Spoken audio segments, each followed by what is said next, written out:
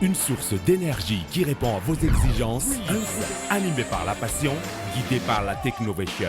Disponible uniquement chez Batimax ou sur le site web www.batimax-mata.com. Vous présente Nivavo. 5G Batelma, des actualités uniques, dynamiques et renversantes dans le journal TV.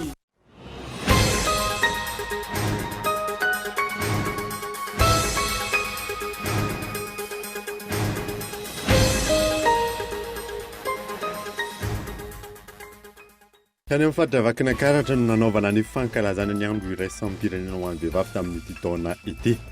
Vehivavy miavitra, miatrika sy mifanampy taratry ny fitovian-jo sy antoky ny fampandrosoana lovain-jafy. Io no teny filamatra tamin'izany. Tamin'ny alalan'ny hetsika ara-sosialy no nanamaria ny vehivavy malagasy miara-miainga ny fankalazana ny andro iraisam-pirenena ho an'ny vehivavy tamin'ity androany ity. Atao amin'ny fadravakina karatra no nanaovan'izy ireo izay hetsika izay. Niova tamin'ny ora farany hevitry ministeran'ny fitaterana atao aorianan'ny resabe mahakasika ny rahavalizy sy solosaina tsy anakivelively eny ametrahana ireo fitaovana elektronika anaty sota ny Organisation de l'Aviation Civile Internationale raha nambara minisitry ny fizahantany. Hiditra amin'ny fitokonana ireo mpiasan'ny KNAPS sy ireo syndikalista raha tsy mivoaka ny naman'izy ireo. Zavapoana ny fionana raha tsy tanteraka ny fifanarahana ho ny fisemare androany. Maresaka iraisam-pirenena tsy voaza ny fifanarahana mahakasika ny fampitsarana ny ady atao Mariupol any Ukraine raha nambara ny ministry ny fiarovam-pirenena Ukrainiana. Olona miisa 120 no namony eny ny alatsiny alina teo tany an-toerana. Nandi teny ravitra.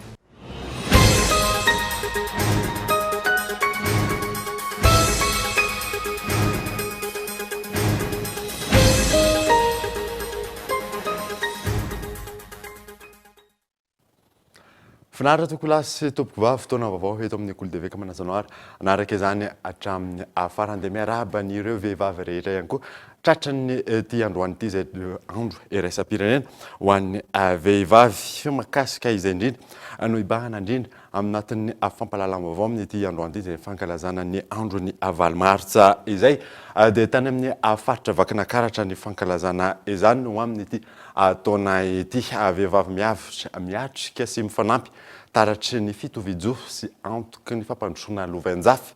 Eo no teny filamatra tamin'ny zany tany an-toerana ihany koa moa ny filoham-pirenena mivady fanadina. Nandritra andro andro no nanamariana ny fankalazana nasionaly ny andro iraisam-pirenena ho an'ny vehivavy teto Antsirabe. Vorolanina teto avokoa ny fikambanam-behivavy rehetra manerana ireo faritra 13 eto Madagasikara.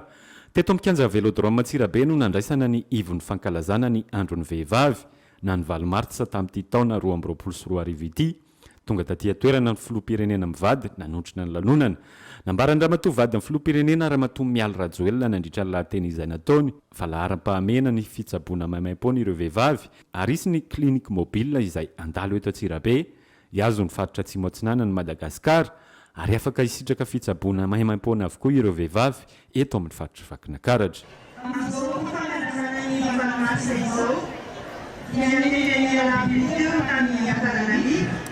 Ireo tsarabe fahasalamana ary miazany ambony fifidianana ary mamadalo efantsirabe izy ireo rehetra. Koa manentana ny tompony eto amin'ny faritra vakina karatra ny tena mba hanantona ny klinika mobile fa betsaka ny toetra ara-pahasalamana maimaim-poana izay hitao toy ny fizaha-pahasalamana, ny fisampony rehibevoka, fanaovam-baksiny, fampandriam-piarahana sy fahasalamana ara-pananana, fitsaboana nify sy atovava, ekografia, fitsinina ny mamaladan'ny bozony trano-gasy ary ny fidinina sy fitsaboana ny vazambe. Mbola hita taratra hatrany ny tsy fitovian-jo eo amin'ny lasan'ny vavy amin'ireo sehatra sasatsasany ho hatrany ny vadin'ny filoham-pirenena ka manao antsoava amin'ireo rafitra samihafa rehetra ny tenany mba hanamafy ireo ezaka efa natao amin'ny miralenta mba hahafahan'ireo vehivavy maneho ny fahaiza-manaony.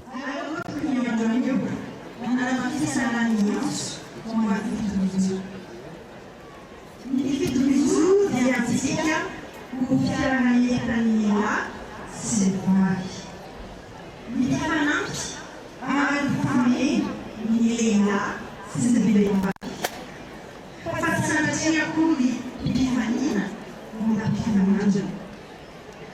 misy fikambanana nasionaly sy resam-pirenena mivokotrana miankina sy tsianana mifazakana ary misy ihany koa ny fiarahamonimpirenena izay konto anatrarany tribun'izy koa manao masoandreo ratsa samy hafa reo mba hanamafy ny ezaka rehetra risika ireo fisafidy ihany koa miteraka mba ifanoretana amin'ny fanapampiarahana fanambo mbokapitraman'ny politika nasionaly momba ny meraleta izany dia mba ahafany vehivavy mitondra ankalalana fahaizana-nony mitalenta sy fahalalany ireo fisehatra misy azy araka izany dia totosa teto amin'ny faritry vakinankaratra ny fanamariana ny fankalazana nasionaly ny andron'ny vehivavy na ny valomaritra maro ireo hetsika nanehoana izany nandritry ny roa andro toy ny fambolekazo teto amin'ny faharenan-drakiba sy ny fampirantiana ireo asa tanana vitan'ireo vehivavy teto amin'ny arabe ny fahaleovan-tena. Nankalaza ny andro iraisam-pirenena ho an'ny vehivavy ihany koa ny vehivavy malagasy miara-miaina any Fianarantsoa tamin'ity androany ity tamin'ny alalan'ny adiabe no nanamarian'izy ireo izany nesy ihany koa ny fanadiovana faobe izay nitotosaina miantarandrianaivo.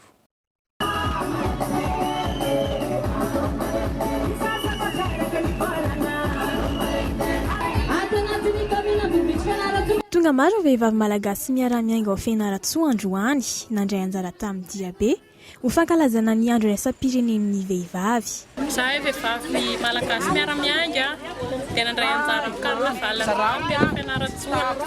Ny tanjonanay moa izany dia fanampy amin'ny mpiarabelo satria izay mitarika any amin'ny lalana mahitsy dia mamindra aina. Zahay dia mametana ny vehivavy rehetra foto marsiala mahana bevoanay mampivoana ny fikambana. Zahay koa dia ampiambarivontra moa dia miaro ny tontolo iainana dia manaiky isika vehivavy rehetra amin'ny fambolekazo hiarovana ny tontolo iainana. Manana anjara toerana lehibe ny vehivavy ary zava-dehibe ny fankalazana tahaka izao raha ny fanazavana. Lafim-baovao kosa indray dia niova tamin'ny ora farany hevitry ministeran'ny fitaterana taorianan'ny resabe mahakasika ny raharaha valizy sy solosaina. Tsy anaiky velively ny ametrahana ireo fitaovana elektronika anaty sota ny Organisation de l'Aviation Civile Internationale raha nambaran'ny ministry ny fizahan-tany Henri Florian. Teraka resabe sy fanehoan-kevitra maro ny fanapahan-kevitra no raisiny fitondram-panjakana tamin'ny alalan'ny ministeran'ny fitaterana sy ny famantarana ny toetrandro izay manambara fa tsy azo atao ny mitondra ireo valizy à roulette ou bagage à main ho an'ireo mpandeha amin'ireo sidina miaingana miditra eto Madagasikara. Hoenty miady manoloana ny fanondranana tsokisoko ireo aream-pirenena any ivelany toy ny volamena sy ny vatosoa. Ny arivany omaly ihany niova tamin'ny fanapahan-kevitra noraisiny teo anivon'ny ministeran'ny fitaterana sy ny famantarana ny toetrandro. Nambarany tao amin'ny fahitalavim-pirenena fa taratasy échange administratif fotsiny ihany ny taratasy nivoaka iny fa tsy mbola misy filazana ofisialy avy amin'ny fitondram-panjakana. Ary tianainy manambara fa tsy mbola fanambarana ofisialy akory iny taratasy nivoaka iny fa resaka fifanakalozana administrative échange administrative miaraka amin'ny reo kompani reo sy ireo ministera rehetrarehetra reo no natonga niny taratasy iny natao ary aorinan'iny dia tokony misy zany ny fifandiniana. Mampametra-panontaniana ihany raha toka tsy taratasy tokony hivoaka ireny ny paritaka ireny. Fanapahan-kevitra sadasada no noraisana ho ny mpamakafaka ara-politika nanaovana fanadihadiana androany. Ny fanapahan-kevitra izay somary sadasada ary mendrika tsy fahamatorana. Tsy fahamatorana ao anatin'ny fanapahan-kevitra sy ny fandraisana fanapahan-kevitra. Izao ny antony mahatonga anteny hoe tsy fahamatorana zany. Izy moa namafy ny arivany hoe échange administratif iny fa tsy mbola décision ferme ao anatin'ilay conseil des ministres. Ny mahagaga fotsiny izy ilay nilaza hoe faly ny filoham-pirenena nanao an'zatsy nanao an'zaro miemitra sy mandroso ao anatin'ilay fanapahan-kevitra izany zany ilay itenenany hoe tsy fahamatorana satria ny olo-mpanjakana ny tompona ndraikitra indrindra fa un membre de ministre un membre de gouvernement un ministre no miteny hoe arrive avy eo tout de suite après tsy haiko firy minitra miteny be andray avy eo nay miteny si zany zany miendrika tsy fahamatorana zany ary ny fiainam-pirenena tsy azo lalovina ohatran'izany. Ny tolakandro teo nanamafy ny ministry ny fizahantany fa tsy misy velively ny fandrarahana ny fitondrana valizy misy kodiarana solosaina ao anatin'ny fiaramanidina tsy anaiky velively izany ny OACI na ny Organisation de l'Aviation Civile Internationale izay mandrindra ny fepetra ho raisina amin'ny seranam-piaramanidina fa tsy misy velively zany hoe valizy misy kodiarana zany ka horarana satria de teo mbola tsy nisy décision définitive andraisana artisa zany satria ao anatin'ny araka ny teneniko teo lalànan'ny OACI ngamba tsy afaka manao an'izany itsika ary tsika hoe anaja zany lalàn'ny OACI zany zay ngamba de tsara mazava fa zao kosa fantatra fa ao anatin' zany bagazamain zany no tena ivoan'ilay arenam-pirenena donc misy tokony atao hoe andraikitra na fepetra raisina ao anatin' zany voalohany aloha de amafisina ny fisavana an'izany bagazamain zany masala ohatra ty amintsika de fa amafisina zany raha ny fiarovana ny gaboraraka amin'ny harem-pirenentsika no tazana tamin'ity fanapahan-kevitra ity lafin-javatra maro no ilana fanarenana sy ny fanamafisana eny anivo ny seranam-piaramanidina sy serana-tsambo izay isan'ireo lalana ivoan'ny volamena sy vatosoa antsokosoko ireny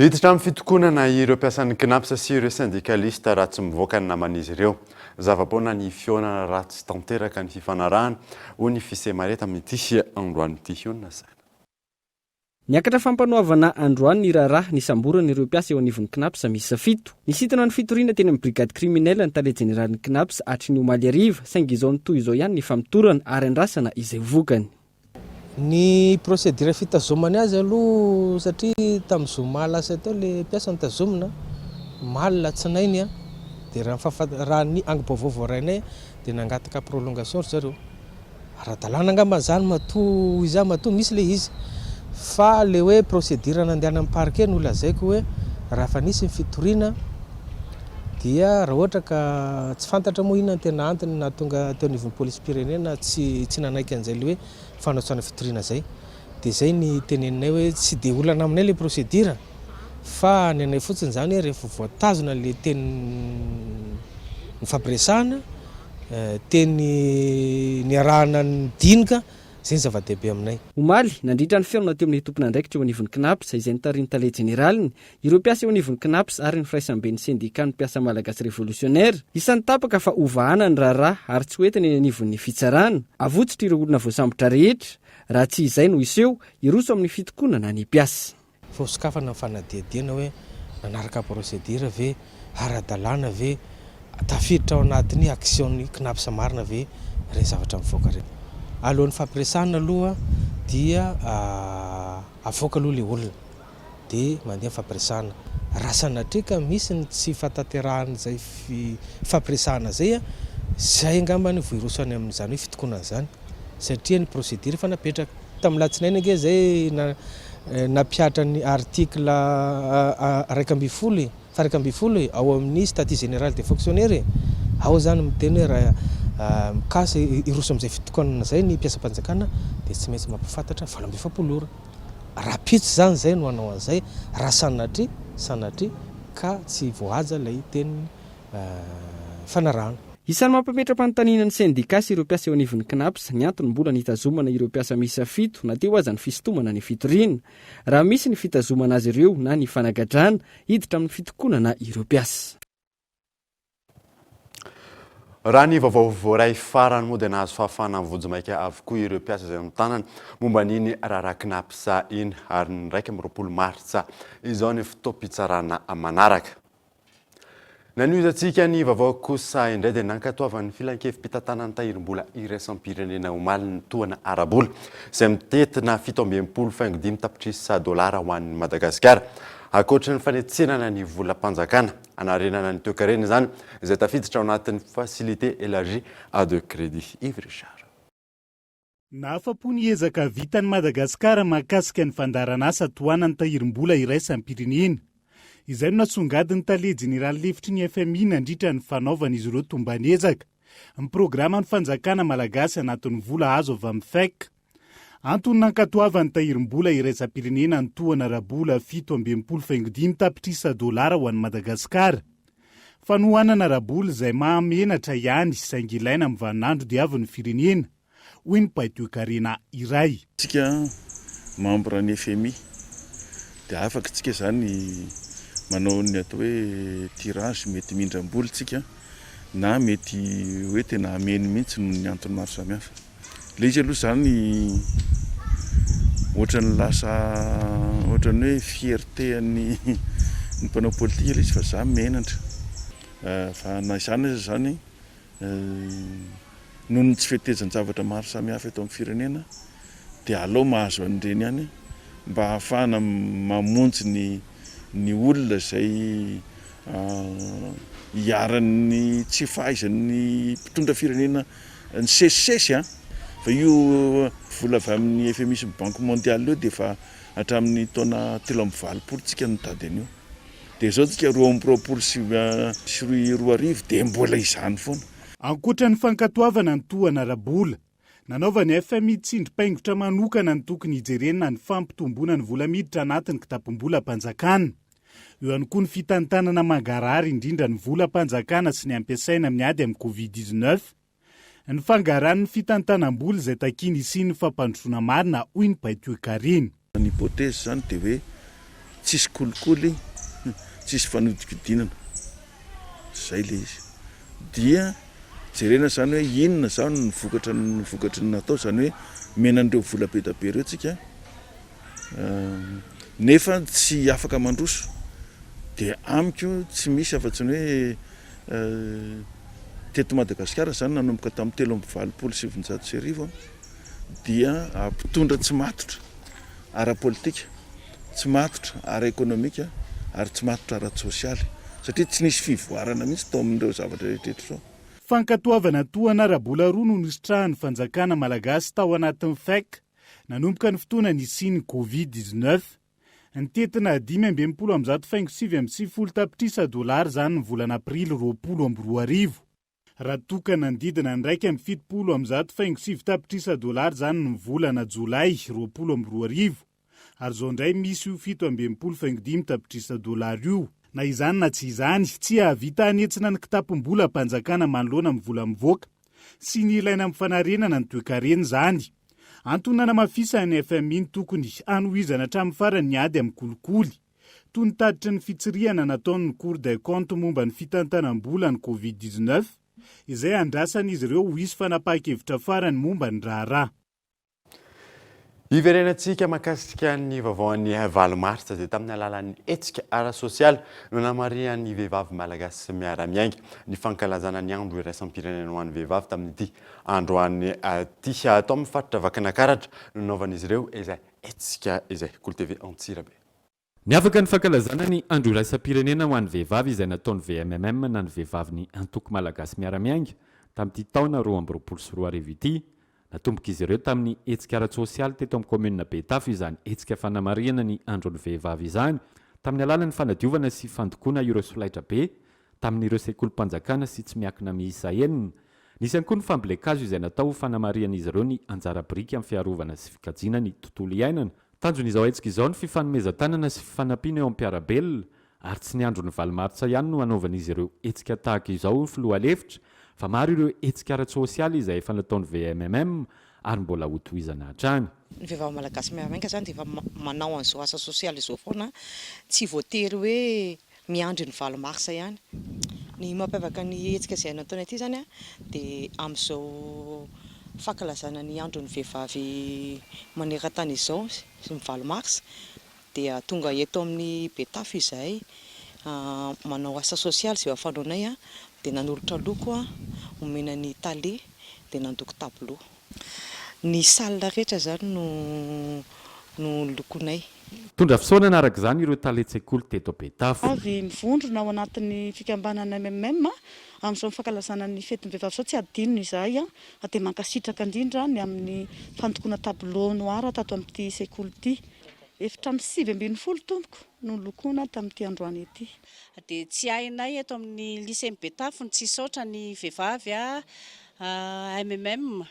Nalolotra ho anay ny zanakazo maromaro miaraka amin'ny fandokona ny solaitrabean'ny mpianatra.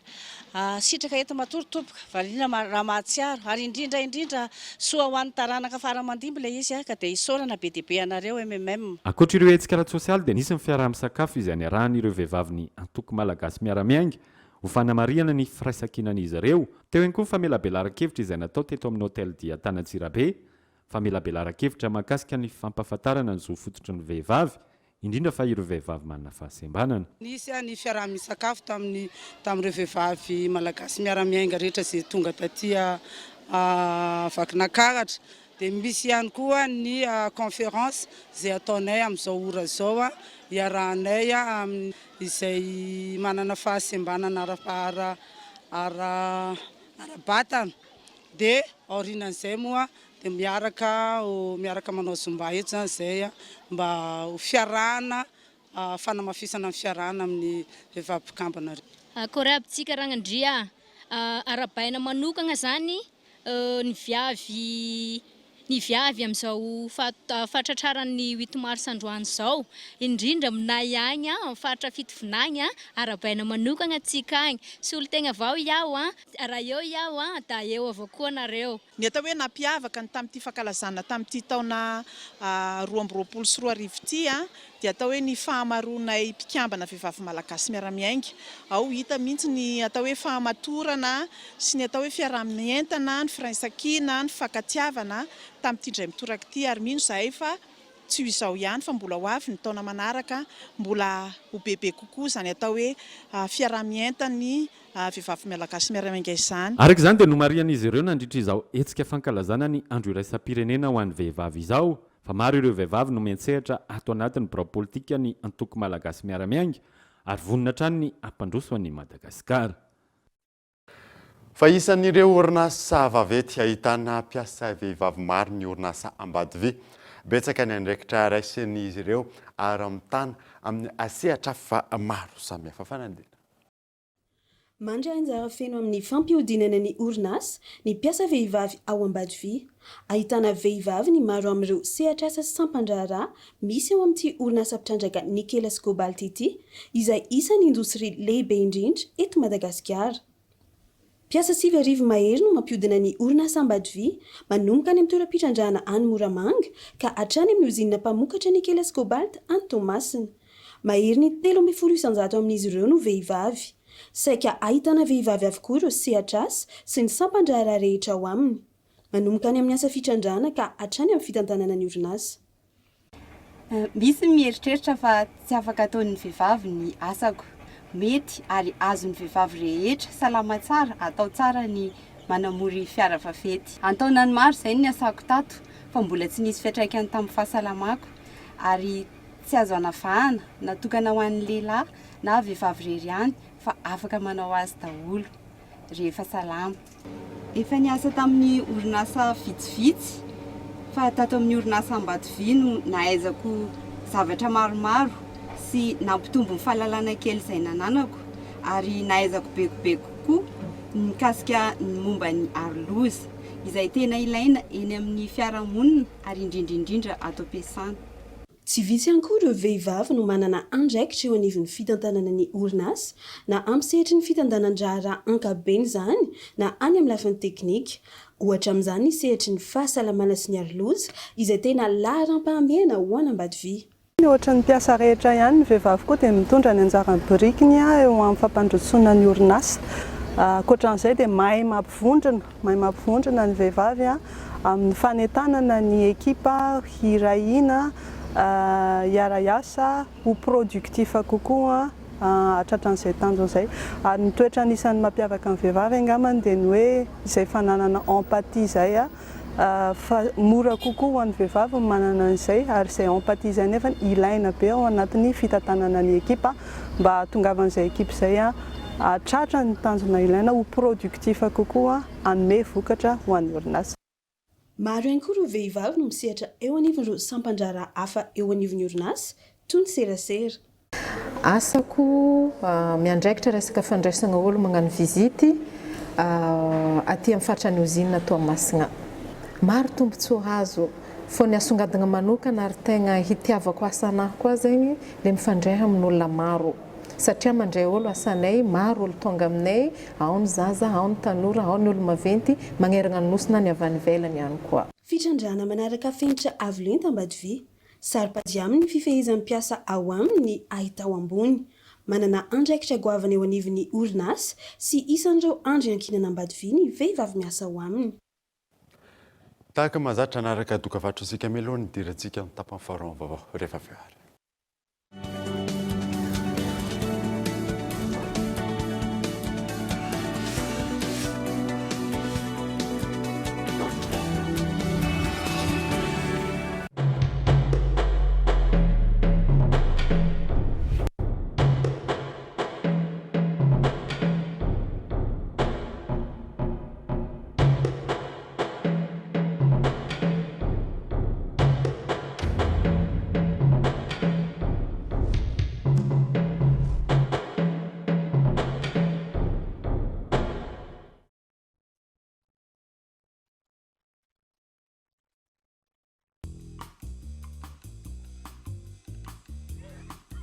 Ce n'est pas n'importe quel rasoir Bic.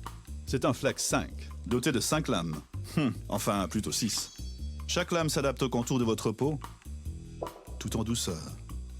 Même sous le nez, en toute facilité. Sa sphère métallique améliore l'équilibre pour un rasage parfaitement contrôlé. Je garde toujours le contrôle. Bientôt. Bic Flex 5. Révélez le barbier en vous. Une source d'énergie qui répond à vos exigences, un groupe électrogène fiable et performant, silencieux et économique, optez pour Greaves Power, les groupes électrogènes numéro 1 en Inde depuis 1859, dotés de moteurs et alternateurs robustes, proposent une puissance de 5 à 2500 kVA. Un vrai rapport qualité-prix pour 1 million de groupes vendus en Inde. Disponible uniquement chez Batimax ou sur le site web www.batimax-mata.com. Greaves, animé par la passion, guidé par la technovation.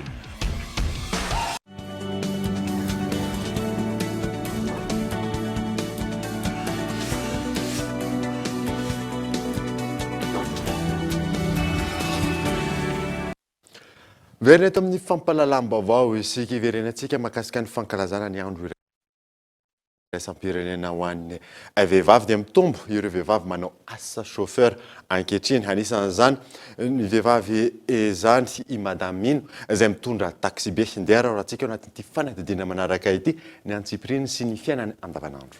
Izy ny Rasendra Sozana Paniry Finuela fantatra amin'ny solona anarana hoe Madame Mino mpamily taxi be 30 taona izy amin'izao manambady ary fanteraka iray. Nanomboka nanao ity asa ity izy tamin'ny taona 2014.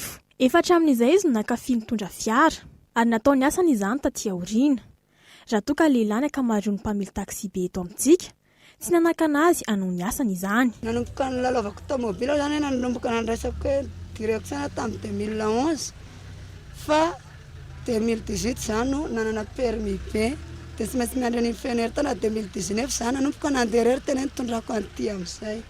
Fa za sy tonga dia nanao taxi be fa nanao transport scolaire nitondra mpianatra dia fa zany nanao personnel dia nafangarongaroko ta dia sady manao taxi be misy fotoana moa za manao taxi be ny atoandro dia manao personnel ny alina fa vita foana la. Voalohany indrindra tsy hoe naharesy lahatra fa fitiavana fiara aloha tena voalohany indrindra dia le hoe nandeha national aho aza mody any aminay dia tena nentin'ilay chauffeur mafy be dia tena natahotra atao anaty fitaitana natateraka nefa anao mandovola dia iny tao dia nitsiry hoe raha za mba chauffeur dia tsy atoko mafy be ohatriny dia tsy mitaitana ohatr' zao zany ny olona entiko. Mirindra ny fiainao atokantranony, mifanampy sy ny ankohonany. Ary rehefa any amin'ny sehatry ny asa, mitandrina trano izy ho fisorohana ny lozam-pifamoivoizana. Ny ao atokantrano moa ataona fa ny enina sasany amin'ny fito za miala amin'ny maraina dia tombono ana za tsy dia hoe za tsy mizazo menaka, tsy mizazo rano, tsy manao lavazy fa misy ankizy ny resevera manao lavazy dia zanako mividy sakafo maraina vadiko mizazo menaka mikarakara fiara dia fiara efa volona ny raisiko dia tonga dia za tena moa vehivavy ana dia tsy maintsy mibango volo manao dosy karakara vatana kely dia zavatra efa vonona ny raisiko dia milamina aloha hatreto amin'ny maraina zany misakafo ao an-trano dia ny hariva fa ny atoandro dia ty na ty Ambotsiro na any amin'ny Forelo. Tena tsy misy aloha nitahotra anakely sady za koa sy de le olo hoe mandeha mafy be reo fa miezaka mitandriny alira normal foana ny ataoko dia tsy matahotra aloha tsinjovina foana hoe hain'olona ny atao anatiny dia hain'olona ny any ivelany dia misy fananan'olona be da be fa mezivezy aminao satria arabe ny ampiasaina misy fiara misy moto ivoatratra ny amin'ny fitondrana fiara ny tanjony raha ny fanirindra sendra sozana mpaniry vionela tsy hoe vadika sa fa ampitombotra kefa koa am'le mahavehivavy mitondra fiarana ny anahy zany tiako ohatra hoe mitondra an'ireny fourgon reny lava be reny dia mitondra entana makany afatra na ny tena nofonofoko aloha fa tsy hoe ho vitako hoe dia mitondra camion na mitondra citerne izay ny tena nofonofoko manome lanja ny asa ataony ny fiarahamonina ary mampirisika azy hanohy hatrany raha ny fanazavany mandidina mahakasika izay fankalazana ny andron'ny vehivavy valomarsa izay hatrany no andraisantsika vahiny amin'ity andro any ity mirahalaza mandray vahintsika miaraka amin'ny Henri Florian tenako amin'izany ary omeko azy avy hatrany fitenenana amin'izao andro ankalazana ny andro raisam-pirenena ho an'ny zony vehivavy izao malolo ny Madagasikara vehivavy anao izay voafidin'ireo mpifidy vaventy ihany koa ohatrohatranao hoana ny fahitanao an'izany hoe fampiarana ny zony vehivavy zany eto Madagasikara amin'ny ankapobeny voalohany dia miarahaba anareo mirahalahy ato amin'ny Kolo TV dia miarahaba koa ny vehivavy malagasy jiaby eo koa ny vehivavy magneran-tany tratra ny andro ny valomarsa androany izao ny zavatra hita isoragna ireo fanjakagna maro izay nagneky hagname anay zo mitovy amin'ny lehilahy izany hoe nagneky ny homiralenta zany ny lehilahy sy ny vehivavy eto Madagasikara fa saingy ny ara-panjakagna ny fahitako azy tegna mipetraka tsara fa mitovy zo ny lehilahy sy ny vehivavy fa any agnatin'ny fiarahamoniny dia mbola hita fa marisarisa zany fitovian-jo zany ary tegna hita fa hoe tegna tsy mira lenta zany ny lehilahy sy ny vehivavy agnatin'ny fiarahamoniny agny raha hoe izay hoe ina ry tokony hoe vahaolana raha ohatra ka izay no olana iny anivon'ny fiarahamonina mba hitovian' izay hoe zo na eo amin'ny ara-panjakana na iny anivon'ny fiarahamonina ho an'ny vehivavy sy ny lehilahy izay ya anao nametraka fanontaniana hoe inona ny vahaolana ny olana angamba aloha ny tegna tsara apetraka ny fahitako azy zany ny olana voalohany dia eo amin'ny resaka hoe toe-tsaina misy toe-tsaina zay nilovaintsika tamin'ny razabentsika teo aloha izay nametraka nay vehivavy ho mpitaiza sy mpikarakara tokantragno ho mpahandro sakafo zany zay no plasy zay nametrahana nay vehivavy fa ny lehilahy dia napetraka ho lohan'ny fianakaviagna ho mpitady vola ho mpitady ny hoenty manana rehetra hoenty agnatin'ny hamelomagna zany ny ankohonana saingy izay ataoko hoe toerana plasy rôle zay nametrahana reo lehilahy reo zany dia lasa mieritreritra zay izy reo fa hoe mba mialatsiny aminareo mety tsy ny lehilahy rehetrarehetra manao an'izany fa ny ankamaroany mametraka fa hoe zareo no chef agnatin'ny tokantragno araiky zareo no patron agnatin'ny tokantragno satria reo no mampidibola reo no mitondra sakafo agnatin'ny tokantragno dia tafieritreritra zay ny lehilahy maro fa hoe le vehivavy zay mpikarakara tokantragno no eritreretiny fa ohatrany hoe mpiasany ohatrany hoe mpanampiny dia ohatrany hoe olony azony bekoana ohatrany fitaovana rehetra agnatin'ny tokantragno azony bekoana amin'izay hitiavagna anazy za zany ny olana tegna hitako tsy mampipetraka zany io miralenta io lasa ho za hoe mametraka ho ambonin'ny vehivavy ihany zany ny lehilahy zany raha araka zay fagnazavako zay ina ny vahaolana amin'izay raha matovy ny olony Madagasikara ya ny vahaolana zany ny fahitako anazy dia hoe mila mijoro aloha ny vehivavy tsy ataoko hoe mipetraka ho mpitondra mpikarakara tokantragno na hoe mpitaiza fotsiny fa mba mila koa zany mijoro mitady vola mitady fomba zany hoe hampidirana vola agnatin'ny tokantragno satria jusk'androany zany mbola mipetraka ihany le fomba fiteny hoe ny vola ny hozatry ny fiainana ka raha io hozatry ny fiainana io zany no tsy mipetraka amin'ny tokony ho izy agnatin'ny tokantragno na amin'ny fiarahamoniny dia mieritreritra zany le mpitondra le vola fa zaho ihany no ataoko hoe chef na patron eto ka ho antsika jiaby viavy raha tegna tiantsika zany hitovy lenta amin'ireo lehilahy atsikany mila atambatra atsika ny hery atambaro ny hery fa rehefa tsika no mijoro mba miasa ary ny asa tsisy asa zay natokana ho an'ny lehilahy fa asa jiaby vita andalahareo mbo vitantsika sendra jiaby. Mety misy mieritreritra tsika vehivavy fa hoe zahay moka ny hely ny force zay anagnanay dia mety tsy tovesantsika amin'ireo lehilahy reo fa azadigno re vehivavy namagna jiaby fa tsy ny hozatra akory ny be hozatra no tegna hoe mahaolagna ny olona fa kosa ny saina mampanahy no mahaolana ny olona ka ampiasaintsika ny saina mampanahy zay no men'Andriamanitra atsika fa afaka mifaninana tsara amin'reto lehilahy atsikany amin'izay resaka asa zay. Farandevara ny ramatolo ny Madagasikara loha hevitra teto Madagasikara tamin'ity taona ity vehivavy miavotsy miatrika sy mifanampy taratry ny fitovian-jo sy antoko ny famparisoana lovainjafy. Ahoana ny ametrahana zay amaloholo ny Madagasikara anao vehivavy eo anivon'ny antenimieran-dolona ahoana koa ny afatra entinao ho an'ireo vehivavy malagasy ho an'ireo vehivavy amin'ity fankalazana ny andro raisam-pirenena ho an'ny zony vehivavy ity. Ya, ny zavatra tiako isaretana saignintsika viavy alohany atsika vehivavy no maro anisa raha ny statistika no jerena. Eo amin'io 80 isanjato ny olombelona eto Madagasikara dia vehivavy.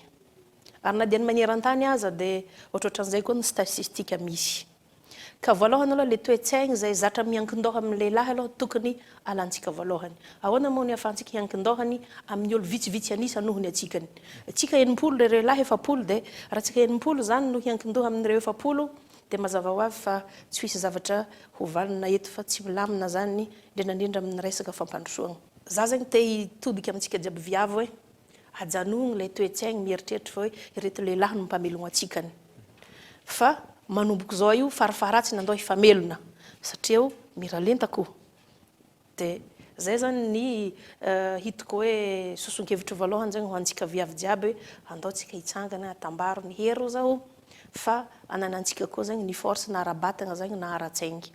Ary raha ohatra zany hoe tegna mipetraka tsara izay ataoko hoe fahaleovantegna antsika ny vehivavy amin'ny resaka hoe fampidiram-bola agnatin'ny tokantragno zay miala ho azy ny herisetra.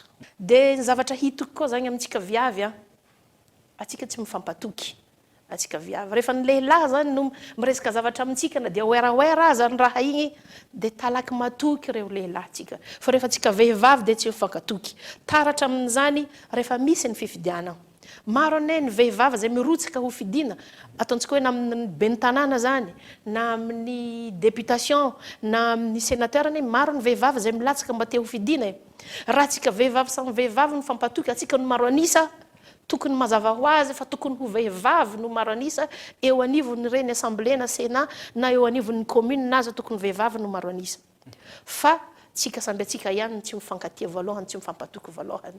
Ka ahoana moa no hitakiantsika ny zoho miralenta amin'ny lehilahy raha izay toe-tsaigna tsy mifampatoky tsy mifankatia atsika samy vehivavy zay tsy mipetraka. Ka hafatra farany ho atsika vehivavy androntsika vehivavy ny androany nanomezana atsika ny zoho ho miralenta amin'ny reto lehilahy ka mba miangavantsika ny mba hifankatia fa rehefa mifankatia atsika dia mipetraka ho azy le thème io le thème napetraka teo viavy miavotro zegny ny viavy mahavelon-tegna fogna ny raha zany ka raha miavotro atsika mahavelon-tegna atsikany tegna tanteraka tokoa fa hoe afaka mamorogno zavatra holovainjafy atsika eto Madagasikara ary handroso ny tokantragnontsika tsiraikaraiky mandroso mazava ho azy Madagasikara. Isaorantsika ny lolo ny Madagasikara avy amin'ny antoko malagasy miara-miainga rary ny Rina Sidonie naneo ny fahitany ny makasika ny zondro vehivavy teto amin'ivy ny fampalalam-baovao tamin'ity ariva ity. Makasirika tompoko. Tsoatranareo.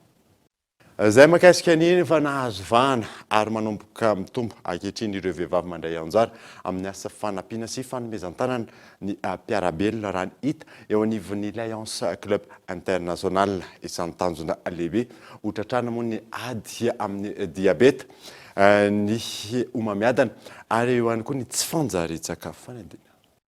Mitombo ankehitriny ireo vehivavy mpikambana eo anivon'ny Alliance Club International fikambanana izay misehatra amin'ny fanomezan-tanana sy ny fanampiana amin'ny mpiray-tanindrazana amin'ireo faritra samihafa. Isan'ireo mpikambana i Chantal 19 17 taona hatramin'izao ny nidirany tanatin'ny fikambanana. Maro ireo andraikitra noraisiny tamin'izany ary ankehitriny izy no vehivavy voalohany voafidy governoran'ny distrikta 417 ivondronan'i Madagasikara, Maurice, La Réunion, Mayotte, Rodrigues.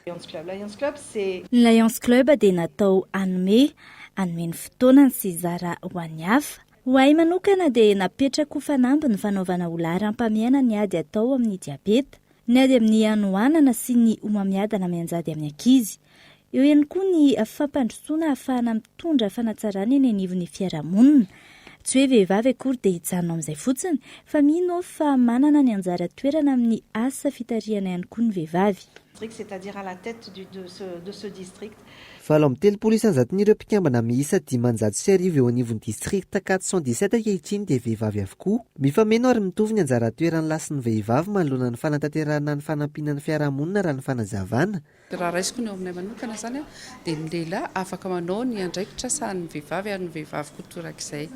Izany hoe efa mipetraka tsara zany ilay fitoviana ao anatin'ny fanatanterahana ny asa fanaovana soa eo amin'ny mpiarabelona. En tant que femme ao anatin'ny Lions Club vehivavy renim-pianakaviana miasa ihany koa tsy dia mora nefany zany hoe efa tao anaty moa zany izay hoe fitiavana manampy olona zay dia hita ihany le vita tsara. Ankoatra izay, tombony amin'ny fidirana anatin'ny fikambanana ny fampandraisana anjaran'ny tanora indray ny andraikitra tandrify azy amin'ireo sehatra samihafa ahafahana mitondra ny fanovana. J'ai grandi dans ce mouvement. Nanomboka ny taona 7 maro ireo zavatra nianarako ny amin'ny fandraisana andraikitra izay nitondra fanovana hoay ary nampitombo ny traikefa nanako tamin'ny alalan'ireo hetsika samihafa. International. Nandritra ny fankalazana ny 8 Martsa, nisy ireo hetsika samihafa ny tanterahin'ny fikambanana Lions Club toy ny tany amin'ny faritra Sambava izay nizarana paniekarnio an'ireo vehivavy teo anivon'ny hopitaly sy ireo be antitra tany an-toerana. Nisy ihany koa androany ny fionan'ireo vehivavy mpikambana Lions tetsy Akorondrano. Fanentanana ny vehivavy anao vaksiny fanefitry ny Covid-19 no isan'ny songadina nandritra ny fankalazana ny andro ny 8 Martsa tao Antsohihy. Ankoatra ny lohahevitra voizina tamin'ity ataonay ity Gaëtan Andriatsilava. Na teo aza ny orana noho ny faratsian'ny toetry ny andro. Ny roso tamin'ny fankalazana ny 8 Martsa ireo fikambanam-behivavy manodidina ny 70 teto Antsohihy. Ankoatra ny lohahevitra novoizina tamin'ity taona ity izay niompana tamin'ny fampandrosoana sy ny fizakan-tenan'ny vehivavy, nentanina hiroso amin'ny fanaovana vaksiny fanefitry ny Covid-19 izy ireo. Mifandraiky amin'ny fahasalamana, lavitry ny valanaretina ny fahafahana mampandroso. Ny fetin'ny 8 Marsa izay fetintsika dia tsy natao hiadivantsika mivady fa natantsika hitaky ny zontsika fa tsy rasa agnaty an'izany hiady amivady atsika miala veto satria hoe efa mitovy zovo zary tsy ahneky tsy agny zany ny fetintsika fa hirahina ahahifandaminy ao agnatiny tokantrano zay misy atsika tsy araikiaraiky any. Nentanina ihany koa ireo vehivavy hahay hanaja sy hikolokolo ny tontolo iainana, indrindra amin'izao vaninandro iainantsika ahitana ny vokadratsiny fahasimbana izao. Vehivavy mendrika manazava ny tontolo sy ny fiarahamonina misy azy no ilaina. Lohahevitra tsara hoe izany hoe ny fahaizantsika mirahina, mifanaja, mifanampy, mifandefitry, mifampatoky, mifampiaro, miara-miasa mpitiavana no azahoantsika fahombiazana sy fahasoavana ary fahasambarana eo amin'ny fiarahamonina. Nisy ny fizarana ny loka ho an'ireo rehetra nandray anjara tamin'ny kilalao sy fifaninana isan-karazany. Ny toy ny tolakandro tamin'ny alalan'ny fety sy fampisehoana ny 8 Martsa teto Antsohihy. 20 kosa ireo vehivavy nahazo fampianarana momba ny informatika avy amin'ny piftika. Etsika tafiditra ao anatin'ny fanamariana ny 8 Martsa. Tanjona amin'izay moa ny fanamafisana ny fahaiza-manao ireo vehivavy sy ny manodidina azy. Yves Richard. Tafiditra anatin'ny hetsika Anamaria ny olom-pirenena tompona andraikitra ny vondrona miraleta ho an'ny fampandrosoana sy ny piftika. Ny 8 Martsa nanomboka ny taona 2022. 70 mirahavavy no nahazo fiofanana momba ny informatika tetsy amin'ny foibeny piftika Ampefilo sy ny INFPF Ivato. Ny anamafisana ny fahaiza-manao izy ireo indrindra amin'ny lafiny informatika eo ny tanjona, hoy ny filoha amin'ny filakevim-pitantana ny piftika. Fantatra fa tsy ampy fahaiza miasa ikirakirana izany fanatolotoloana ny teknôlôjika rany ireo vehivavy indrindra izay any ambanivohitra nefany dia ilaina amin'ny fampandrosoana ny firenena izay zavatra izay. irinay mba hipetraka isam-bolana izao hitra izao eny amin'ny fanovozana ny teknôlôjika rehetra fa indrindrandrindra eny amin'ny fitoerana fanofanana arakasa. Ny antony zava-dehibe amintsika indrindra no tonga izao aretina izay mapidy atsika any an-trano indrindrandrindra rehefa marary dia ilaina ny teknôlôjika. Nefa mbola hitantsika fa lavitra esaka be izany eto Madagasikara. Nandritra ny 5 andro no nizarana mpitsitraka ny fahalalana fototra momba ny informatika sy manodidina azy. Na izany na tsy izany, nanamafy ny mahazava-dehibe ny fampiofanana nomena azy ireo ny mpandray anjara. Betsaka ny tombony azony indrindra amin'ny fampiroboroboana ny famarotana ny vokatra ho azy. Raha malala ny fandrosoana, izay tsy mahay informatika dia namany tsy mahay ABD ihany eto amintsika. Dia tena ilaina be da be ilay izy manampy amin'izay sehatra asa rehetra ilaina. Amin'izay koa tsy voatery hoe izay efa hainao ihany ny hainao fa mba mivoatra ho ambonimbony kokoa. Ary amin'izao fotoana misy antsika izao dia izay rehetra hita dia tsy maintsy mampiasa ny informatika daholo. Ohatra hoe mahavokatra betsaka izao dia tsy voatery ny eo an-tanàna ihany mahafantatra anao hoe mahavokatra na fambolena na fiompiana, fa afaka alefako amin'ny rehetra izay manana fifandraisana amiko amin'ny alalan'ny informatika ilay izy mba ahafantarany olona bebe kokoa ny momba an'izay zavatra rehetra ataoko. Ankoatra ny vehivavy mpikambana teo anivon'ny CEDAR na ny Centre d'entraînement au développement et à l'autonomie rurale. Nisitraka ny fampiofanana ihany koa ny mpikambany MMM ao amin'ny boriboritany voalohany sy ny teny Ivato aeroport niaraka tamin'ireo tanora teny an-toerana. Nozaraina mari-pahaizana avy hatrany izy ireo androany taorian'ny fampiofanana. Manoloana ny fahasarotan'ny fiainana amin'ny andavanandro tsy maintsy miditra amin'ny famodiram-bola ao an-tokantrano ankehitriny ny vehivavy. Fikamanana maro no manohana amin'ny azany ahafahan'ny vehivavy mahaleo tena io ny nasaina. Miasa eny anivon'ny orinasa manao asan-tselika na ihany koa miasa tena no sahan'ny ankamaroan'ny vehivavy noho ny fahasarotan'ny fiainana andavanandro. Miditra an-tsehatra amin'ny fampidiram-bola ankoatra ny fikarakarana tokantrano sy ny fiahina ny ankohonana. Ho antireny mpianakaviana monao mbo tsy miteny Ambatomboravavy, fito mianadany zanany ary mikapobato no asa fidiram-bolany. Ny tena hitako tena mafy indrindra zany ny tao anatin'izay ny ainako tao anivon'ny tokantrano izay dia tamin'ny namelomako ny zanako voalohany, faharoa, fahatelo, fahaefatra satria izy tompoko dia mandeha mikarama, mandeha makany amin'ny sisitany any. Dia rehefa tonga avy rehefa any izy zany dia tsy mieritreritra ninninona ny eo amin'ny hoe amanahoana mivady aman-janaka fa rehefa any izy dia any. Dia ianao zany no manao izay tena hoe tsy maintsy mihinana ny zanako ary tsy maintsy mitafy mitovy amin'ny ankizin'ny olona. Ny fanohanana ny vehivavy amin'ny asa ataony, hanatsarana ny fidiram-bolany no lalana izorana makany amin'ny fitovinjon'ny lahy sy ny vavy hoy ny OIF na ny Organisation Internationale de la Francophonie.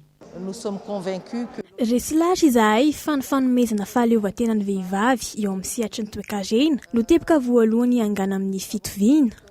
Tsapanay fa rehefa mahaleo tena ara-bola ny vehivavy, mandray anjara amin'ny fampianarana ny zanany sy ny fanatsarana ny ao an-tokantranony, dia vonina say izy hiady sy hiaro ny zony. Ohatra amin'izany fandraisam-piteneny amin'ny masom-bahoaka rehefa misy lanonana, ny zohy sehatra eo amin'ny tontolo politika sy ny sisa. Noho ireo, ny OIF dia resy lahatra fa rehefa tsy miankin-doha ara-bola intsony ny vehivavy dia efa manomboka makany amin'ny fitoviana eo amin'ny lehilahy sy ny vehivavy. Entre les femmes et les hommes. Vehivavy manodidina ny 700 amina tokantrano miisa 520 sy 900 no misitraka ny toana avy amin'ny OIF amin'izay fanatsarana ny fidiram-bola izay ao amin'ny komuna Ambatomboravavy.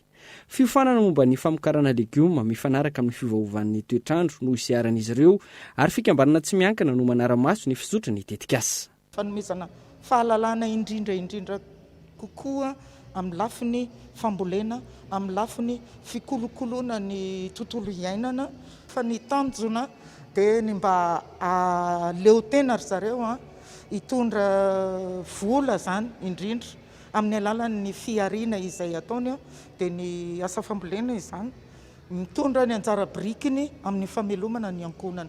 Ary matetika moa zany ny vehivavy safidinay dia ny vehivavy sahirana, ny vehivavy mitondra tena, ny vehivavy maroanaka. Androany nisandraka tamina komuna maro ny fankalazana ny andron'ny vehivavy toa ny tany Ambatomboravavy, Ambohidratrimo, Iarnarivo sy ny sisa. Ny raisan'ireo komuna ambanivohitra ny fanehoana fa manana ny maha izy azy ny vehivavy tantsaha. mizara roa mazava ny olona ny vehivavy miasa eny anivon'ny orinasa afakaba sy ny tsy miankina eto Madagasikara ankoatra ny herisetra amin'ny endriny maro samihafa olana goavana ihany koa ny taonan'ny fisotroan-dronono izay tsy tratran'ny ankamaroan'ny vehivavy Yves Richard. Vehivavy ny mandrafitra ny 700 mahery mpiasa eny anivon'ny orinasa afakaba sy indostria Isatso-Kajana eto Madagasikara. Azo lazaina ho marefo amin'ny lafiny rehetra izy ireo raha oharina amin'ny lehilahy. Manomboka eo ampisotrahana asa iray. Raha ny mahakasika ny fanararaotana ara-nofo, betsaka ny voakasika saingy tsy manana fahasahiana amin'ny torika noho ny tahotra amin'ny fahaverezan'ny asa. Indrindra ho an'ireo vehivavy maty vadiny na ny lozany vadiny sahirana izy ara-pivelomana tsy sahitemy mihitsy izy fa noho ny asany dia mangina izy na tsy vidiny azy ara. Manoloana andreo zany dia mba manana sosikevitra izay ato amin'ny syndicat fisemareo hoe asiana toeram-pampihofanana hanomezana fihofanana manokana ho amin'ny vehivavy mikasika ny herisetra ara-nofo io mba ho hijoro ho sahijoro izy dia sahiteny koa ary anohatra ny tsy mety atao aminy. Manentana ihany koa izay an'ireo tompon'andraikitra eny anivon'ny orinasa tsy miankina na eny anivon'ny fanjakana mba ho vehivavy no maro anisa amin'ireny fampidirana mpiasa ireny satria ny vehivavy vao eo ampidirana fotsiny ara dia fangalana vola ohatra dia na hoe raha tsy miaraka amiko ianao ohatra dia tsy afaka noraisiko ohatr'izay. Mipetraka olana goavana ho an'ny vehivavy malagasy ihany koa ny didim-panjakana mampitovy ny taona ny fisotroan-dronono ho an'ny lasan'ny vavy eo amin'ny 20 taonany fetra-taona izay tsy tratrany ankamaroan'ny vehivavy malagasy. Antony angatahan'ny sendika indrindra ny teo anivon'ny sekremany famoahana didim-panjakana ahafahan'ny vehivavy misotro ronono alohan'izay. Mahatsapa zany ireo vehivavy aty amin'ny industria, aty amin'ny sehampamokarana fa mizaka ny tserany aina noho ny faharerahana ary noho ny tsy faharahana ny fenitra ao anatin'ny toeram-piasana satria ankanenjika ny ao ny hery anefa miena dia na izy mametra-pialana satria tsy zakany le levilevy anatin'ny toeram-piasana na izy marary dia tsy mahatody ny 80 taona ka izay zany no anamafisana ny tokony amoahana dekret ahafahan'ny vehivavy te hisotro ronono hatraty amin'ny 15 taona. Ankoatran'izay, anaovan'ny sendika fanairina ny tompon'andraiki-panjakana sy ny mpampiasa isan-tsokajiny ihany koa ny fampitoviana ny karama ho an'ny lasan'ny vavy. Hatramin'ny 20 isan-jato eo izay elanelan'izay indrindra ho an'ny mpiasa eny anivon'ny orinasa afakaba. Araka ny fanambarana ny raisin'izy ireo nandritra ny fanamarian'ny ny andro ny valomartsa. Mahakasika ny vehivavy izay hatrany dia 10 isan-jato ny vehivavy manana fahasembanana dia miteraka tsy manambady avokoa. Raha ny fanadadiana izay nataony fikambanana AFAM mbola manana olana ihany koa izy ireo amin'ny sehatry ny asany alarana Evson. Nankalaza ny andro ny valomartsa toy ny vehivavy rehetra ihany koa fa ny vehivavy manana fahasembanana ka nisy ny hetsika nataon'izy ireo hateny faravohitra ho fanamariana izany. Isan'ny mbola manana olana ny vehivavy manana fahasembanana eo amin'ny sehatry ny tokantrano sy amin'ny fitediavana asa raha ny fanazavana. Ny anjara asany raha eo amin'ny tokantrano aloha zany ny vehivavy manana fahasembanana dia raha ny fanadihadiana nataonay dia ataontsika hoe ny eo amin'ny 10 isan-jato eo ny vehivavy manana fahasembanana dia miteraka tsy manambady dia 20 isan-jato eo miteraka dia manambady ary ny 20 isan-jato kosa dia tsy manambady. Zay zany aloha raha hoe raha ny atotanisa eo amin'ny sehatry ny fidirana izany vehivavy sembana eo amin'ny sehatry ny tokantrano izany. Raha eo amin'ny hoe tontolon'ny asa zany dia mbola vitsy dia vitsy ny vehivavy sembana mpandraraha, vitsy dia vitsy. Manodidina ny 900 eo amin'izao ny vehivavy manana fahasembanana mikambana ao anatin'ny AFAM na ny Association des femmes handicapées de Madagascar. Ho fanampiana ireo vehivavy manana fahasembanana amin'ny sehatry ny asa, misy ny hetsika izay ataon'ny fikambanana. Asa ataon'ny fikambanana dia misy 4 mazava tsara dia voalohany aloha izay manome zany fiofanana sy fanamafisana traikefa zany ho an'ny vehivavy manana fahasembanana. Dia ny faharoa manao asa fanadihadiana sy fikarohana izay mikasika ny hoe tontolon'ny fahasembanana. Dia ny asanay fahatelo manao manao resaka sensibilisation sy plaidoyer mikasika ny zon'ny vehivavy sembana ary fa efatra farany dia manampy mivatana ny vehivavy sembana zany amin'ny fiainana andavanandro. Le fanampiana mivatana dia izay zany manana caisse de solidarité dia io caisse io afaka mampindram-bola ny vehivavy sembana zay teanao sehatrasa madinika dia avery ny vola io zany tsy misy zana-bola amin'ny fotoana zany izay ahafahany mamerina azy. Sakana amin'ny fivelomana amin'ny maha-olona ny manana fahasembanana hoy ny Front National ny fikambanana AFAM. Azo atao hoy izy ny fanovana ny fiainan'ireo olona manana fahasembanana. Tafiditra amin'ny fanamariana ny andron'ny vehivavy androany dia vehivavy 10 no nitoloran'ny commune Antananarivo renivohitra mari-pakasitrahana tetsy amin'ny lapantanàna taorian'ny fiofanana mahakasika ny asa tena maro samihafa. Fanadidina. Anio 7 marsa 2020 sy 2020 fankalazana ny andro iraisam-pirenena ho an'ny zoan'ny vehivavy eto amin'ny lapantanàna Antananarivo tsika androany ny zara andreto mari-pahaizana sy mari-pakasitrahana ho an'reto vehivavy izay niofana tamina centre de formation maromaro. Nisy ny tamin'ireo vehivavy ireo no niofana mahakasika ny coupe et couture villageoise, nisy ihany koa an'ireo vehivavy ireo niofana mahakasika ny pâtisserie événementielle ary nisy ihany koa ny niarahana tamin'ny ministère amin'ny fahasalamana tamin'ny resaka planning familial. 10 izy ireo no nisitraka an'izay fiofanana izay ka dia natolotra teto amin'ny lapan'ny tanàna Antananarivo androany izany mari-pahaizana izany. Lafa-mavao hafa kosa indray dia ao amin'ny distrikan'ny Antsohi no misy ny foben'ny Rivodoza Gambia tamin'ny 10 ora hariva teo araka nambaran'ny mpamimavina ny toetry ny andro. 7 kilometatra isan'ora ny rivotra miaraka aminy izay arahana tafiotra manodidina ny 20 kilometatra isan'ora. Fanampanazavana. Misy mihitsy aza fampitandremana ny amin'ny mety ho fampiatsahan-tsakorana any amin'ny fahatsavaratra andrefany Madagasikara iny zany hoe any amin'ny fahaty Sofia sy Boeny entanina zany mponina amin'ny fahatriny mba hiomana amin'izay mety ho fampiatsahan'ny rotsakorana izay. Mahakasika amin'ny zotrany iray dia mikisaka miakan-drefana somary avaratra andrefana izy amin'ny hafainganam-pandeha 520 kilometatra isan'ora. Raha izay fizotrana izay dia tombanana ivoaka ny ranomasina anio alina izy any amin'ny manodidina motsiraka ny fahaty Sofia. Avy eo no dia makany Mozambique izy aorian'izay moa dia hitantsika ihany ny fivoarana fatana aminao ny anaraka hatrany ny vaovao avoaka ny meteo Madagasikara. Etikilan'izay miova toy izao ny filazana loza, filazana fampilamila maintany na filazana miloko manga ho an'ny Fatrisava, Analanjorofo, Befandriana Avaratra, dia Alanana, Mandritsara, Toamasina, Vomba sy Faro, Brinkaville, Vatomandry, Antanambaomanapotsy ary Alaotra Mangoro. Ho an'ny mpampiasan'ny ranomasina manomboka Voahamara ka hatramin'ny Manoro ary morontsiraka avaratra andrefany Nosy dia efa misy mananteny izay veteny fa tsy hisy andrika mihitsy isika aloha mandra-pahalamina ity rivodoza ity satria korotana tanteraka ny toetry ny andro eny an-dranomasina ary ahery be mihitsy ny ranomasina. Vadika maresaka iraisam-pirenena isika dia tsy voahaja ny fifanarahana mahakasika ny fampitsarana ny ady tao Mariupol any Ukraine raha ny fanambarana izay nataon'ny ministry ny fiarovam-pirenena ukrainiana olona miisa 220 ireo namony ainy ny alatsinainy alina lasa teo tany amin'ny toerana fanadina.